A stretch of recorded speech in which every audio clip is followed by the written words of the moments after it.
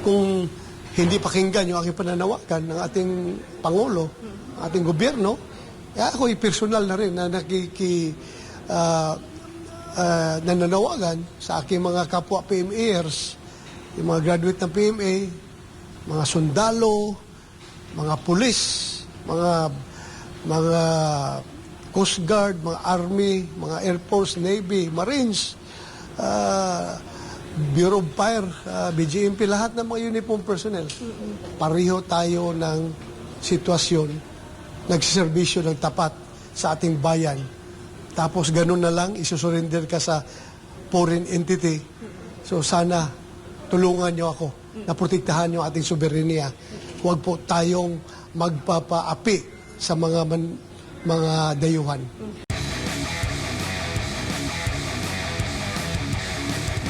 Sir, kumusta kayo? Kasi 6 months po na hindi kayo nakita dito sa Senado, hindi kayo nakita ng publiko. Gaano po kahirap, sir? Kasi kilala kayong masipag, kilala kayong nagtatrabaho. Well, mahirap talaga dahil nag-adjust ka, no? Gusto mo magtrabaho pero hindi ka makapagtrabaho dahil mayroong threat sa iyong liberty. So, yun, mahirap.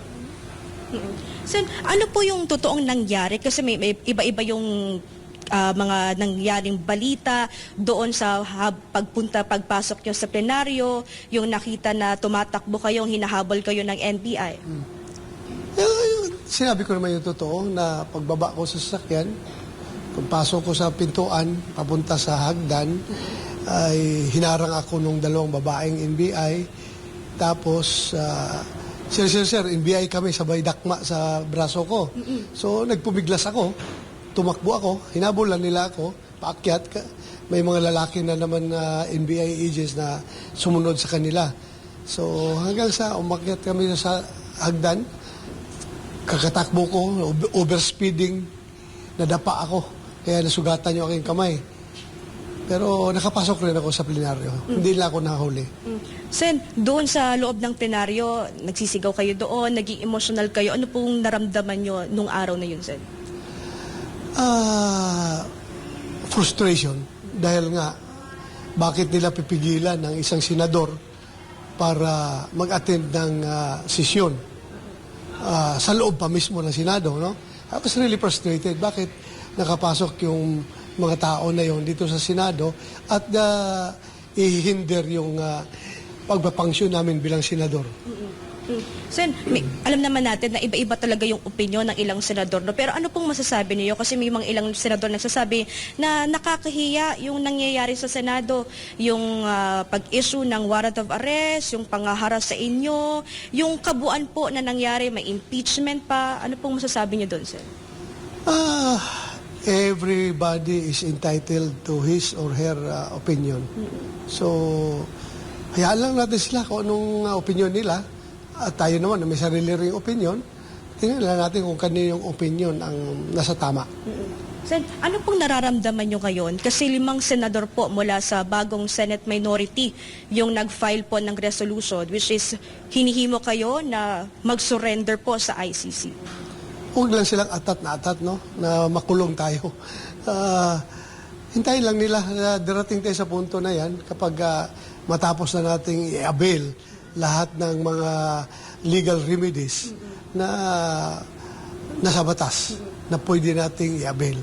Sen, kinukumpara ka nila doon sa pag-surrender ni na dating Senador Trillanes at dating Senador De Lima. Pero kung titignan natin, Sen, sila kasi may local court order mula dito sa Pilipinas. Unlike po sa inyo na yung ICC warrant, which is foreign warrant of arrest po. Yeah, malaki ang pagkakaiba, no? Pagkakaiba sa nature ng warrant. Sila, obligado silang mag-surrender dahil issued by a competent authority. Local courts, competent court ang nag-issue. In our case, ang ICC is not a local competent court. Hindi naman natin nire-recognize yung warrant of ICC dahil nga hindi na tayo membro ng ICC. O bakit we are under no obligation to effect whatever warrant of arrest that they are issuing because hindi naman tayo membro nila. Yun ang malaking diferensya. At saka, ang mahirap dyan nung sila ang nag-i-enjoy sa privilege na yan, nung panahon nila, la Trillanes, sila De Lima, ay inaabil nila yan. Pero ngayon, na ako na ang nag-aabil, tinitira na nila. So ano yan, double standard. Kung sila ang nag-i-enjoy sa privilege na yan, okay lang. Kapag ako, hindi okay. Sen, kahapon may sinasabi kayo na yung nakikita nyong kabuuan talaga is politika. Kasi maraming ayaw sa mga Duterte, maraming mga ambisyon talaga, yung ilang mga nasa mga personalidad, mga politiko. At nanawagan kayo kahapon kay Pangulong Bongbong Marcos na huwag kayo isuko sa ICC po. Yes, alam naman natin ito, lahat, na ang punot dulo nito ay politics. Kasi kung talagang gusto nila ng accountability, kung mayroon man kami nagawa ni Pangulong Duterte na kasalanan, buhay na buhay yung ating mga korte dito sa Pilipinas. Pwede sila mag-file ang kaso dito. But since yung ugat nitong lahat ay politika, gusto nila mabanish from the face of the earth yung mga Duterte at kanyang mga kaalyado, eh, ginawa nila yung approach sa ICC. So, politika lang ito. But at the end of the day, sabi ko nga sa ating Pangulo, kahit na tayo magkalaban sa politika, pero noon magkasama tayo, nagsumikap ako magkampanya para sa kanya na manalo siya bilang presidente. Pero ngayon, nasa kabilang panig na kami, magkabilang panig. At the end of the day, siya Pilipino, ako Pilipino. Kanino tayo hingi ng suporta kapag ikaw ay nasa bingit ng kagipitan? Di ba? Sa iyong kapwa Pilipino? Hindi ba ako pwede maghingi ng suporta from the US government or from the Chinese government or from the Russian government, kundi from the Philippine government because I am a Filipino. And it is an obligation of the Philippine government to serve and protect its Filipino citizens. So, kanino ako makikiusap? Alangan mo makikiusap ako doon sa mga foreigner na protektahan ninyo ako from foreign intrusion. Dahil yung pakikialam ng foreign entity na yan, yung ICC, ay, sabi ko, marami tayong mga hero nagpapakamatay para lang sa ating kalayaan. Tapos ngayon, isusurrender na natin kalayaan natin sa mga foreigner na yan. Hindi po maganda yun. Kaya, aside sa pananawagan ko sa ating Pangulo, kung hindi pakinggan yung aking pananawagan ng ating Pangulo, ating gobyerno, ako'y personal na rin na nananawagan sa aking mga kapwa PMAers, yung mga graduate ng PMA, mga sundalo, mga pulis, mga Coast Guard, mga Army, mga Air Force, Navy, Marines, Bureau of Fire, BGMP, lahat ng mga uniform personnel. Pareho tayo ng sitwasyon, nagsiservisyo ng tapat sa ating bayan. Tapos ganun na lang, isusurrender ka sa foreign entity. So sana tulungan nyo ako na protektahan yung ating soberenya. Huwag po tayong magpapaapi sa mga dayuhan. Sen, ibalik ko lang sa studio kay Jade and Admar para po sa karagdagang mga katanungan. Opo, Jade and Admar? Senator, maayong buntag si Jade po ito. Narinig ho ba ninyo kami? Yes, Jed. Good morning po. May buntag. Opo. At nakikisimpatya rin po kami sa inyo pong karanasan ngayon. Senator, marami po kasing lumalabas na dahilan. Kasi matapos nga ang matagal na panahon ng inyong pagliban dyan sa Senado, marami nagulat kung bakit kayo ay lumutang. May kinalaman ho ba yung pagbabago ng liderato? Kasi timing din ho, nagkaroon ng pagbabago ng liderato. Yun ho ba yung pinaka-reason? Bakit po kayo lumutang? Maraming rason yan, Jed. Unang-una, yung pagkakaroon ng leadership change sa Senado. Pangalawa, yung aming impending conversion ng Senate into impeachment court. once the articles of impeachment reach the Senate. At pangatlo, nahihiya na po ako, Jed, sa mga pangbaba sa akin na tuloy-tuloy na tumatanggap ng sweldo ng gobyerno na hindi nagtatrabaho. So, yun yung mga tatlong factors na kinukonsidera ko. Kaya, I took the risk. I took the risk of being here in the Senate para doon sa tatlong bagay na yan. Opo. Gaano ho katagal yung naisipan po ninyo? Yung timing, Senator, na lumutang po kayo noong Lunes nga dyan sa Senado. Gaano yung pinaghandaan? Matagal na yan, Jet. Matagal ko na yung pinag-isipan dahil nga, yun nga, tinitira tayo na hindi nagtatrabaho, sumisweldo, nakakahiya na eh. Nakakahiya na. So, matagal na naming pinag-iisipan yan. Opo. So, ibig sabihin, Senator, wala po kayong tiwala nung mga nakaraang liderato ng Senado. Kung kayo'y magpapakita po dyan at gagawin po ninyo yung nangyari ngayon.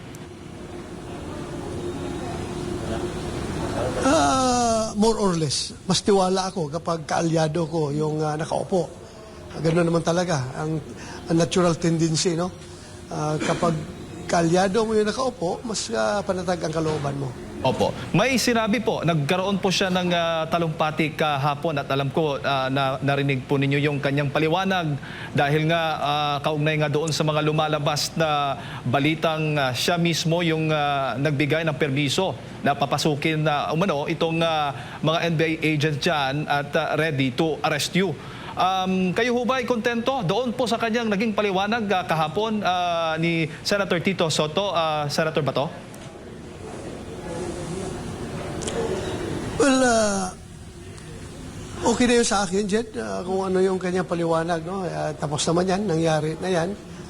Okay lang sa akin yun, Jed, pero the fact remains na hindi niya ma-deny na siya ang nagbigay ng permiso na pumasok at mag-deploy ng mga tauhan yung NBI dito sa Senado sa araw na yun na alam niya na magkakaroon ng change of leadership ang Senado.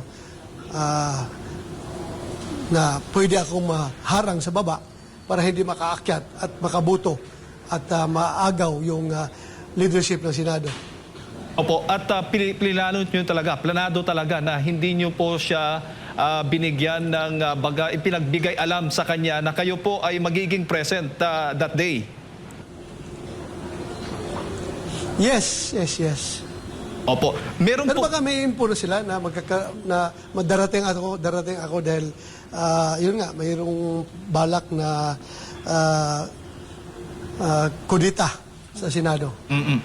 At saka may balak ho ba kayo na sampahan din po ng kaso yung mga NBI agents na humabol po sa inyo?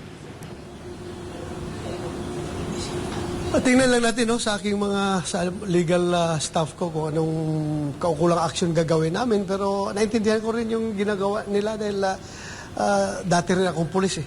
Retired police ako. Yung paghuli, alam natin yan. Pag nagkahabulan na minsan yung proseso hindi na masunod.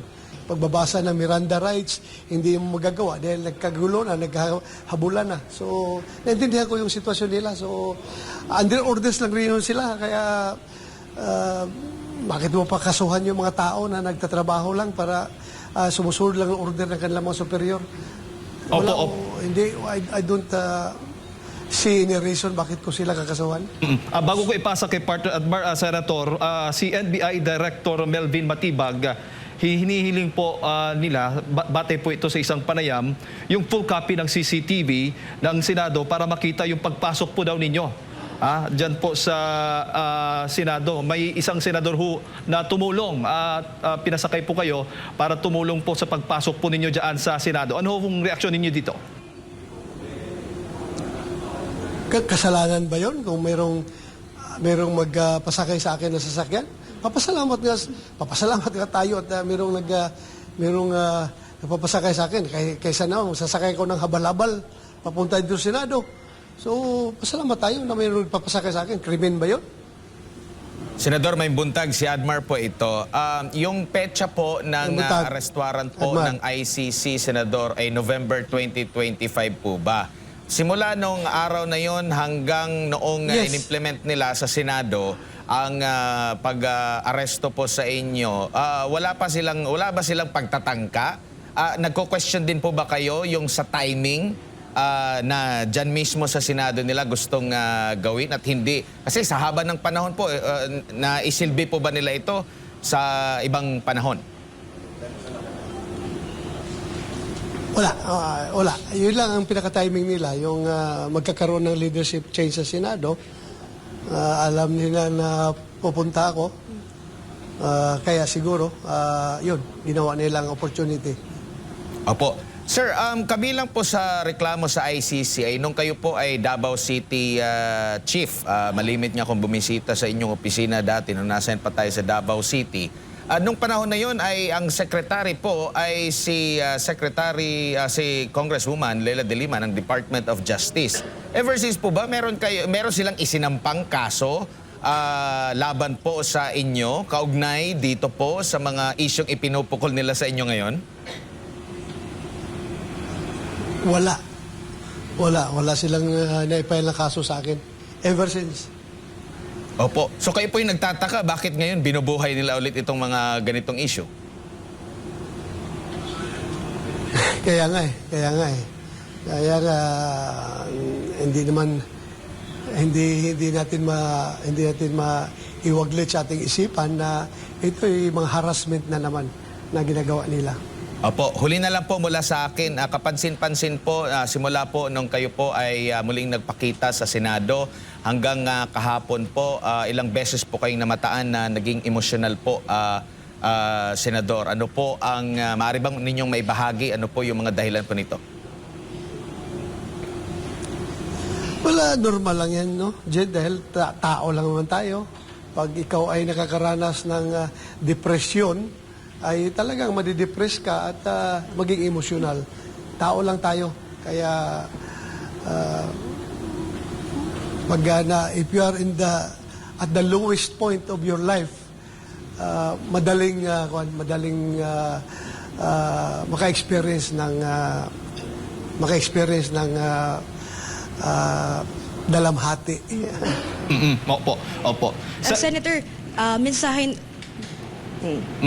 Senator, mensahe na lang po sa mga kababayan natin, sa mga taga-suporta po ninyo na buong araw po nasa labas ng Senado na nagbibigay ng suporta po sa inyo.